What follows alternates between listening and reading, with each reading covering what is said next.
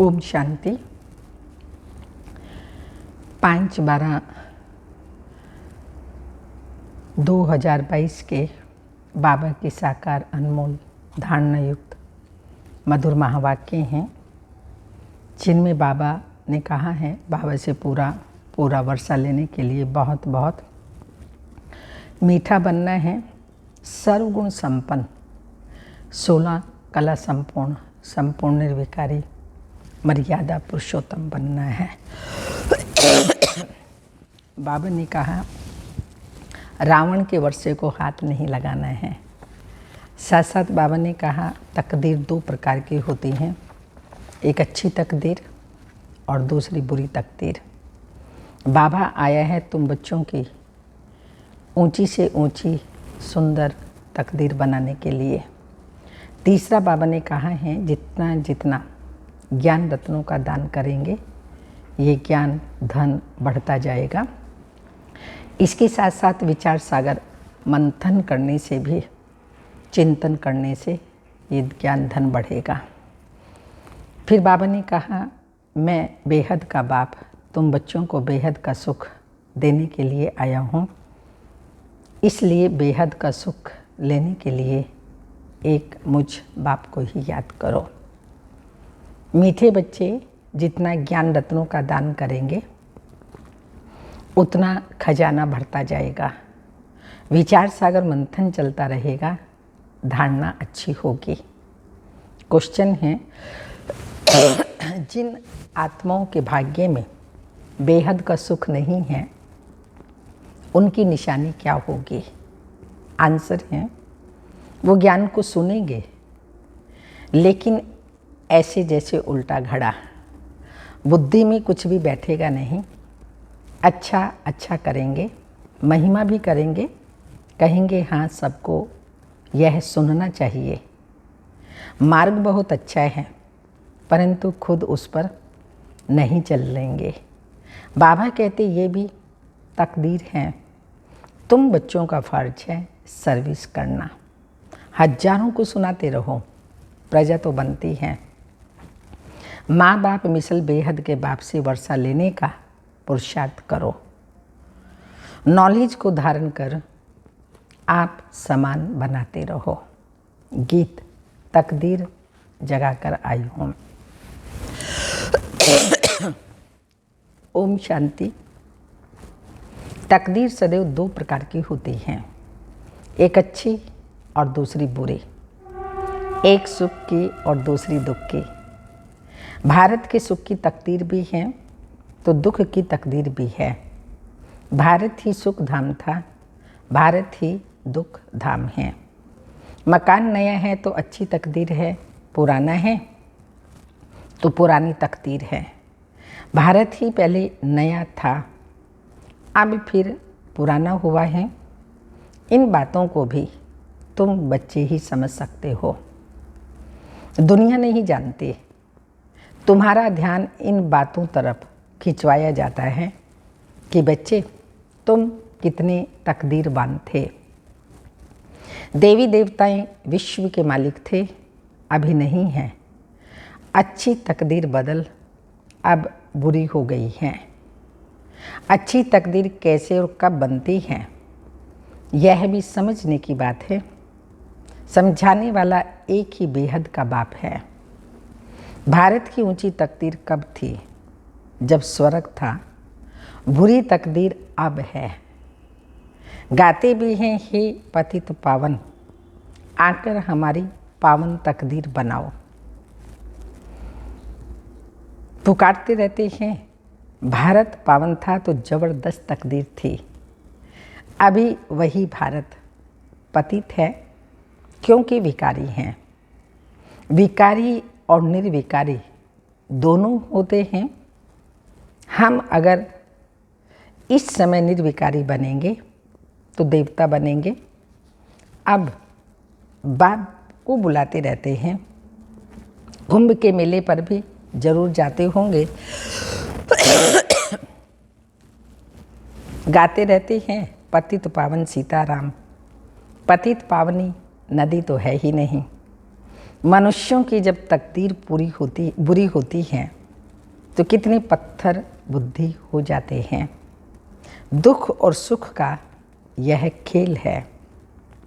दुख कौन देते हैं, सुख कौन देते हैं, दोनों के चित्र बहुत नामी ग्रामी हैं। सुख के लिए परमपिता परमात्मा को याद करते हैं, हे दुख हरता सुख करता।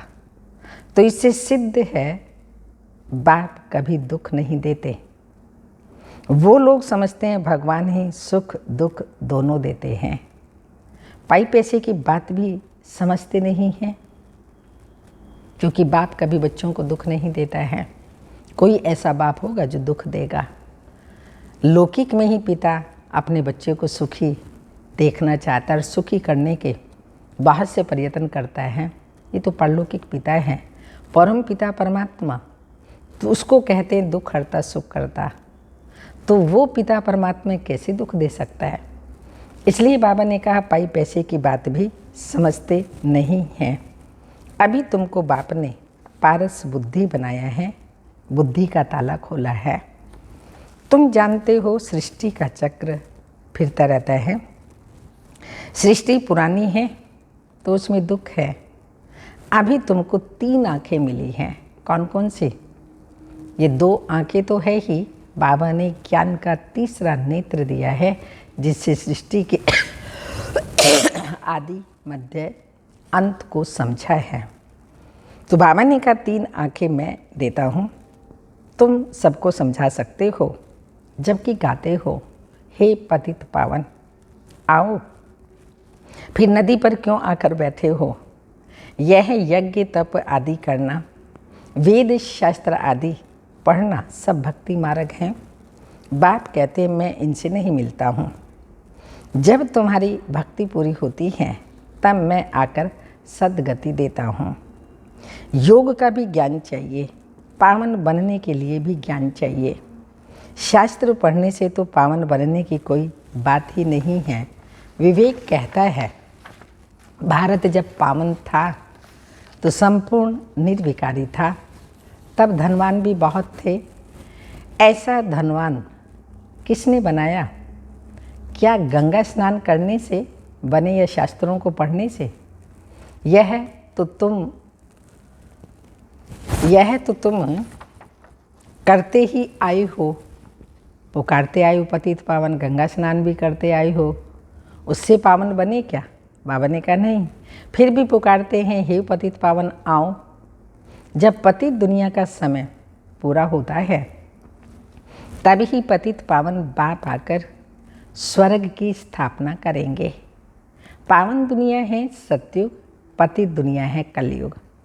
ये कोई समझते ही नहीं है कि पतित पावन एक ही परम पिता परमात्मा हैं। गाते हैं पतित पावन सीता राम आदि आदि। उसका भी अर्थ बाप ही समझाते हैं। सभी सीताओं का राम एक ही परमात्मा है। कहते हैं सबका दाता राम। दाता क्या है यह भी नहीं समझते, तो बाप समझाते हैं सबका दाता राम तो एक निराकार ही है। बुद्धि को बिल्कुल ताला लगा हुआ है, बुद्धि में बैठता ही नहीं है। सतयुग में सब पारस बुद्धि है, नाम ही है पारसनाथ, पारसपुरी। तुम बच्चे भी इस समय पारसनाथ बनते हो। आत्मा गोल्डन एज बनती है, अभी आयरन एज बुद्धि है। गोल्डन एज बुद्धि सुख उठाते हैं, आयरन एज बुद्धि दुख उठाते हैं। मनुष्य विष के पीछे कितना हैरान होते हैं, पवित्र बनने में देखो कितना हंगामा करते हैं। गाया भी हुआ है कंस, जरासंधि, दुशासन, पूतना, शूर्पणखा आदि आदि। ये सब पास्ट की बातों का गायन है, जरूर संगम युग का ही गायन है। हर बात संगम युग की ही गाई जाती है। जो संगम युग में कर्म करते हैं वो कर्म बाबा ने कहा भक्ति मार्ग में तुम्हारे गायन पूजन योग्य बन जाते हैं। तो बाप कहते हैं मैं भी पतितों को पावन बनाने एक ही बार आता हूँ। तुम जानते हो बाबा का धंधा ही है पतितों को पावन बनाना। बाप रचयिता है तो जरूर नई दुनिया ही रचेंगे। रावण है पतित बनाने वाला, बाप है पावन बनाने वाला। उसका यथार्थ नाम शिव है। शिवरात्रि भी मनाते हैं। रात्रि का भी अर्थ तुम समझते हो। बाप आएगा तब जब भक्ति अर्थात रात पूरी हो, दिन होगा। अब बाप कहते हैं बच्चे पावन बनो, अब वापिस जाने का है। सतयुग था, अब फिर चक्र रिपीट होगा। तुम बच्चों को मनुष्य से देवता बना रहा हूँ। देवताएं भी मनुष्य ही थे और कोई फर्क नहीं है। सिर्फ वह गोरे अर्थात पावन है और अभी के मनुष्य सांवरे अर्थात पतित हैं। भारत गोल्डन एजेड था, अभी आयरन एजेड है। आत्मा में खाद पड़ गई है, वह निकलेगी योग अग्नि से। आगे मनमना भव अक्षर पढ़ते थे, अर्थ कुछ भी नहीं समझते थे। परमपिता परमात्मा के साथ बुद्धि योग लगाना है, परंतु उसके रूप का भी किसी को पता नहीं था। तो योग कैसे लग सकता है? कहते हैं परमात्मा नाम रूप से न्यारा है, तो योग किससे लगाएं? जिसका ना नाम है ना रूप है, तो योग किससे लगाएं? भगवानुवाच्य मन मना भव। देह का अभिमान छोड़ो, अपने को आत्मा समझो, और जब आत्मा समझेंगे परमात्मा शिव बाबा की याद स्वतः ही आएगी। बस योग लगाने की विधि है, अपने को आत्मा समझ उस शिव बाबा परमात्मा को याद करें। आत्मा का रूप क्या है? कहते हैं आत्मा स्टार है, भ्रकुटी के बीच में रहती है। तो आत्माओं का बाप भी ऐसा ही होगा, जैसे चिड़िया का बच्चा चिड़िया जैसा, घोड़े का बच्चा घोड़े जैसा, मनुष्य का बच्चा मनुष्य जैसा। तो परमात्मा का बच्चा जैसे परमात्मा निराकार ज्योति बिंदु, आत्मा भी ज्योति बिंदु, परमात्मा भी ज्योति बिंदु। तो आत्मा समझ परमात्मा को याद करना। उनको फिर नाम रूप से न्यारा कहते हैं। बाप के लिए कहते हैं ब्रह्म है, अखंड ज्योति तत्व है। ब्रह्म तो बेअंत हो गया, जैसे आकाश का अंत नहीं पा सकते। अच्छा कोई करके अंत पा भी लेवे परंतु उससे मुक्ति, जीवन मुक्ति तो कोई को नहीं मिलती ना। मुक्ति जीवन मुक्ति का अर्थ भी तुम बच्चे ही समझते हो। दुनिया तो कुछ भी नहीं जानती, गाते भी हैं ज्ञान का सागर। मनुष्य सृष्टि का बीज रूप है, सत्य है, चैतन्य है, पतित पावन है, तो जरूर पतित दुनिया में ही आएंगे ना। तुम समझाते हो जब ज्ञान है तो भक्ति हो न सके। ज्ञान है तो दिन सत्युग त्रेता, भक्ति है रात। ज्ञान का सागर परम पिता परमात्मा है, ना कि पानी। ये सबको समझाना है कि सारे भारत को पैगाम कैसे देना है। उसके लिए बाबा अच्छी अच्छी युक्तियाँ समझाते रहते हैं। मेला तो वास्तव में आत्मा परमात्मा का ही गाया जाता है। परमात्मा तो एक ठहरा, परमात्मा सर्वव्यापी है, ये कोई हिसाब नहीं बनता। तो बाप ही आकर सबको दुखों से छुड़ाते हैं। दुख में सिमरन सब करते हैं, कितनी रड़ियाँ मारते हैं। पूछो ये कब से करते आए हो? तो कहते हैं परंपरा से। फिर पावन तो कोई हुए ही नहीं और ही पतित होते गए। तुम्हारी बुद्धि में अब सारा ज्ञान भरा हुआ है। ज्ञान को कहा जाता है ब्रह्मा का दिन, विष्णु का दिन नहीं कहते, क्योंकि ज्ञान अभी ही मिलता है। दिन प्रतिदिन पॉइंट्स रिफाइन निकलती जाती हैं। जीवन मुक्ति भी सेकंड की बात है। फिर कहते हैं ज्ञान का सागर है, कितना भी लिखते जाओ अंत नहीं आएगा। तो बाप जब समझाकर पूरा करते हैं तो फिर इम्तिहान भी पूरा हो जाता है। शुरू से लेकर कितना सुनते आई हो। गीता तो बिल्कुल छोटी बना दी है। कितनी ज्ञान की बातें हैं। समझाना भी बहुत सहज है। बरोबर सतयुग में एक धर्म था, अभी तो कितने धर्म हैं, कितना हंगामा है, आपस में ही हंगामा हो गया है। एक धर्म था तो लड़ाई आदि का नाम ही नहीं था, सुख ही सुख था। चक्र का राज बुद्धि में है। तो बच्चों को समझाया है, तुम 84 जन्म कैसे लेते हो। चक्र रिपीट होता है। अभी तुम तमो प्रधान से सतो प्रधान बन रहे हो योग बल से। अभी तुम आस्तिक बने हो, त्रिकालदर्शी भी बने हो। दुनिया में कोई भी रचता और रचना को नहीं जानते हैं। तुम बच्चे ही जानते हो, परंतु धारणा कर औरों को नहीं समझाते हैं तो पॉइंट्स भूल जाते हैं। एक माल बुद्धि में नहीं बैठता तो दूसरा कैसे बैठेगा। दान देते जाएंगे तो खजाना भरता जाएगा। विचार सागर मंथन चलता रहेगा, किसी को कैसे समझावें। भक्ति की महिमा तब है जब ज्ञान नहीं है। जो सर्विस पर हैं उन्हों की बुद्धि में नशा रहता है। नंबर वार तो है ही। महारथी वह है जो दूसरों को आप समान बनाते रहते हैं, नॉलेज धारण करते हैं। पद भी उनको ऐसा मिलता है। यह मेहनत सारी गुप्त है। तुम बाप के बने हो तो समझते हो बाप से जरूर स्वर्ग का वर्षा मिलेगा। महारावण होता नहीं, रावण का राज्य ही नहीं है। राम राज्य अलग है, रावण राज्य अलग है।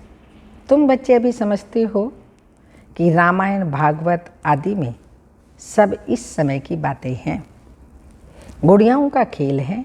बाप समझाते हैं इस समय सारा झाड़ तमो प्रधान है, खत्म होने का है। तुम्हारी बुद्धि में सारा राज है। समझाने के लिए कितनी युक्तियां बताते रहते हैं। समझेंगे फिर भी कोटों में कोई सैपलिंग लग रहा है। जो और धर्मों में कन्वर्ट हो गए हैं वो सब निकल आएंगे। हिंदू वास्तव में है असुल देवी देवता धर्म के। समझाने हैं तुम भारतवासी देवी देवता नस्ल के होना। देवी देवताओं को ही पूछते हैं, देवता ही तुम्हारा धर्म है। पहले तुम देवता थे, फिर तुम क्षत्रिय वैश्य शूद्र बने, अब फिर तुम ब्राह्मण बन देवता बनो। हम समझाएंगे भारतवासियों को। अब सैपलिंग लगता है तो बाप बैठ समझाते हैं, मैं कैसे शूद्र से ब्राह्मण में कन्वर्ट करता हूँ। ब्राह्मण फिर देवता बनेंगे। कितनी समझानी अच्छी है। तुमसे कोई पूछे शास्त्र पढ़े हो, क्या बोलोगे? पढ़े हो? बोलो। भक्ति मार्ग में शास्त्र सब पढ़े हैं, परंतु सदगति तो बाप ही आकर के करते हैं। तब तो तुमको उनको बुलाते हो ना, हे पतित पावन आओ। युक्ति से समझाओ तो समझेंगे जरूर। समझाने के लिए बच्चों को हिम्मत चाहिए। ड्रामा तुमसे सर्विस करवाएगा, ऐसा देखने में आता है। कल्प पहले भी इसने इतना पुरुषार्थ कर यह पद पाया। बाबा से वर्षा पाने का पुरुषार्थ करना है। जबकि बाप का वर्षा मिलता है तो हम रावण के वर्षे को हाथ क्यों लगाएं? क्यों ना मीठे बन गए, मीठे बन जाएं। सर्वगुण संपन्न बनना है, यह है राजयोग। नर से नारायण बनने का अर्थात राजाई पाने का योग। तो बाप कहते हैं, मैं कल्प के संगम युग पर ही आता हूँ। यह है चढ़ती कला का युग, बाकी सब हैं उतरती कला के युग। उतरती कला और चढ़ती कला होती है, ये चक्र बुद्धि में रहना चाहिए। बाप बैठ आत्माओं बच्चों से बात करते हैं कि मुझे याद करो, ये अंतिम जन्म पतित नहीं बनो। मैं तुमको विश्व का मालिक बनाऊंगा, क्या तुम मेरी नहीं मानेंगे? हाँ, बाबा पूछते हैं, बच्चे तुम मेरी नहीं मानेंगे? फिर तो बेहद का सुख भी मैं तुमको दूंगा। बेहद का सुख तुम ही पा सकेंगे। तुम यह जन्म तो पवित्र बनो, मैं गारंटी करता हूँ तुमको विश्व का मालिक बनाऊंगा। बाप की भी नहीं मानेंगे क्या? जो फूल बनने वाला होगा उसको झट तीर लगेगा। भाग्य में नहीं होगा तो सुनेगा ऐसे जैसे उल्टा घड़ा। प्रदर्शनी में तुम कितनों को समझाते हो, अच्छा अच्छा करते हैं, कहेंगे मार्ग बहुत सहज है, परंतु खुद कुछ भी करेंगे नहीं। सिर्फ महिमा की, औरों को कहा अच्छा है, परंतु खुद चलना नहीं, तो इससे क्या हुआ? कहेंगे तकदीर में नहीं है, ऐसे ऐसे प्रजा में आ जाएंगे, परंतु बच्चों में सर्विस का शौक होना चाहिए। हजारों को सुनाना पड़े तब एक आध निकले तो भी ओह सौभाग्य है। बेहद के बाप से वर्षा लेने के लिए माँ बाप मिसल पुरुषार्थ करना चाहिए। अच्छा, मीठे मीठे सिक्के लदे बच्चों प्रति माता पिता बाप दादा का याद प्यार। Good morning diamond morning. रूहानी बाप की रूहानी बच्चों को नमस्ते। हम रूहानी बच्चों की रूहानी माता पिता बाप दादा को याद प्यार। Good morning diamond morning. रूहानी बच्चों की रूहानी बाप को नमस्ते। ओम नमस्ते। धारणा के लिए मुख्य सार है, बाप से पूरा वर्षा लेने के लिए अति मीठा सर्वगुण संपन्न बनना है। रावण के वर्षे को हाथ नहीं लगाना है। रावण की जो प्रॉपर्टी है उसे हाथ भी नहीं लगाना है। सेकंड पॉइंट, नॉलेज को धारण कर रूहानी नशे में सर्विस करनी है। बेहद का सुख पाने के लिए बाप की हर राय को मानकर उस पर चलना है। वरदान है, अटेंशन की विधि द्वारा माया की छाया से स्वयं को सेफ रखने वाले हलचल में अचल भाव। वर्तमान समय प्रकृति की तमोगुणी शक्ति और माया की सूक्ष्म रॉयल समझदारी की शक्ति अपना कार्य तीव्र गति से कर रही है। बच्चे प्रकृति के विकराल रूप को जान लेते हैं, लेकिन माया के अति सूक्ष्म स्वरूप को जानने में धोखा खा लेते हैं, क्योंकि माया रॉन्ग को भी राइट अनुभव कराती है, महसूसता की शक्ति को समाप्त कर देती है, झूठ को सच सिद्ध करने में होशियार बना देती है।